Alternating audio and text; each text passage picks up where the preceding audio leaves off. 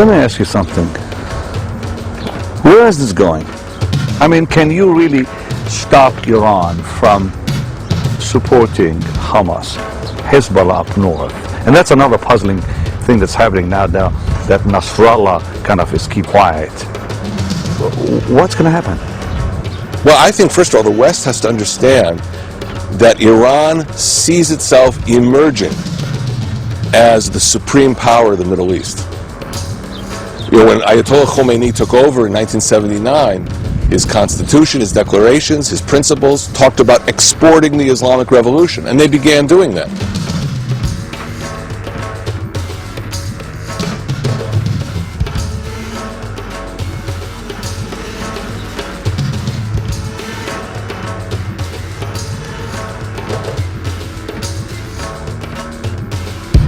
Since the rise of Mahmoud Ahmadinejad as the president of Iran, they've had a second Islamic revolution, and they're determined to export their military capacity, ideology, financial aid to all kinds of groups in the Middle East. Now, we're experiencing it here, and the world media is focused on Iran and Hamas. But you know what Iran really wants to do? Iran wants to dominate Iraq, where virtually every Shiite political party has received it. And you think that's going to happen after the U.S. pulls out? There's a good chance that will happen.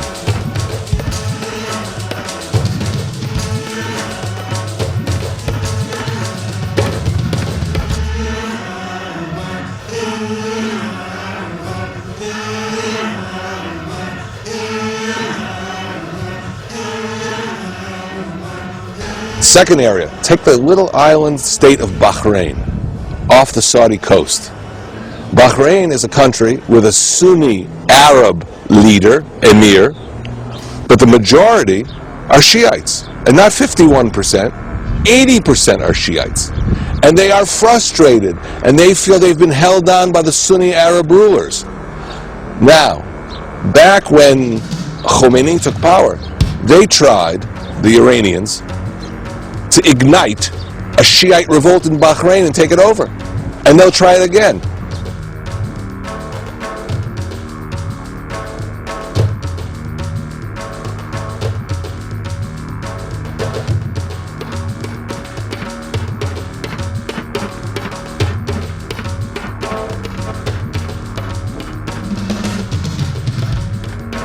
Do you know who's also in Bahrain, in this little island, and most people haven't heard about? That's the main base of the United States Fifth Fleet.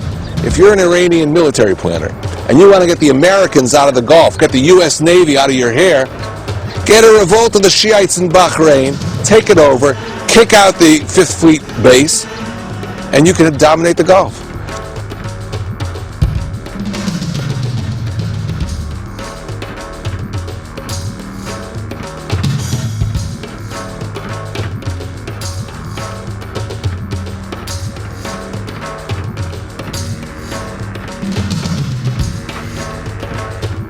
So those are the kinds of things I would expect will happen in the next year or two. And if they get nuclear weapons, they will feel empowered, and those that they are helping will feel empowered. And you think they will get nuclear weapons? All indications are that in the next 6 or 8 months, they will have enough fissile material to produce an atomic bomb. All indications are that in the next 6 or 8 months, they will have enough fissile material to produce an atomic bomb.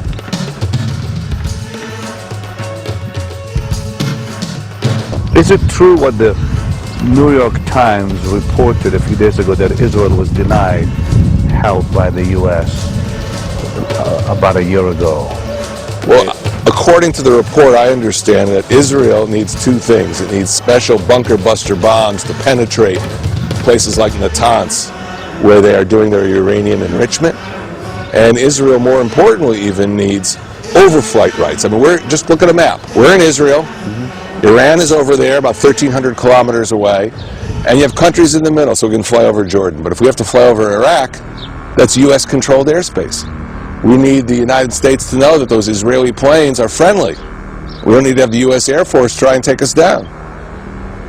Northward, we have Turkey. Turkey has become more oriented towards Islamic fundamentalism under the current leadership, and then we have Saudi Arabia to the south.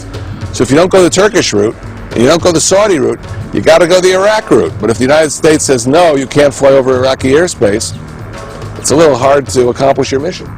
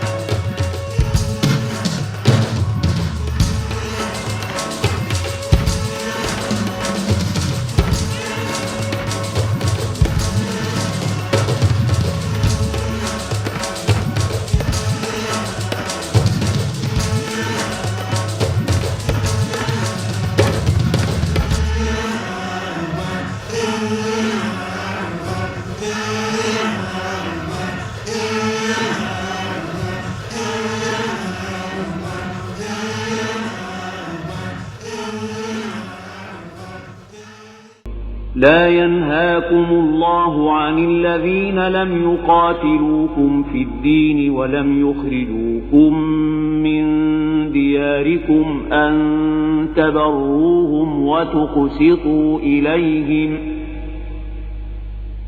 إن الله يحب المقسطين إنما ينهاكم الله عن الذين قاتلوكم في الدين وأخرجوكم من دياركم وظاهروا على إخراجكم أن تولوهم ومن يتولهم فأولئك هم الظالمون يا أيها الذين آمنوا لا تتخذوا اليهود والنصارى أولياء بعضهم أولياء بعض ومن يتولهم منكم فإنه منهم إن الله لا يهدي القوم الظالمين